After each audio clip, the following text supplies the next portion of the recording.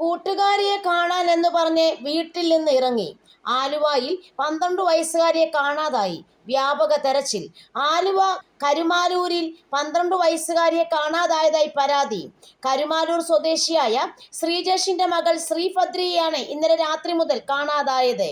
ഇന്നലെ രാത്രി 8:30ഓടെ സമീപത്തെ കൂട്ടുകാരിയുടെ വീട്ടിലേക്ക് പോകുന്നുവെന്ന് വീട്ടുകാരോട് പറഞ്ഞാണ് ശ്രീഭദ്ര വീട്ടിൽ നിന്ന് പുറത്തിറങ്ങിയത്. എന്നാൽ പിന്നീട് കുട്ടി തിരിച്ചെത്താത്തതിനെ തുടർന്ന് കുടുംബം പോലീസിൽ പരാതി നൽകുകയായിരുന്നു.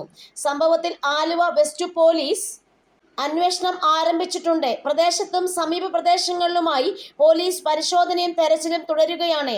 ശ്രീഭദ്രയെക്കുറിച്ച് എന്തെങ്കിലും വിവരം ലഭിക്കുന്നവർ 9633535583 എന്ന നമ്പറിലോ ആലുവ വെസ്റ്റ് പോലീസ് സ്റ്റേഷനിലോ ഉടൻ അറിയിക്കണമെന്ന് കുടുംബവും പോലീസും അഭ്യർത്ഥിച്ചു. ശ്രീഭദ്ര എവിടെയാ പോയെന്ന് ഇപ്പോൾ ആർക്കും അറിയില്ല.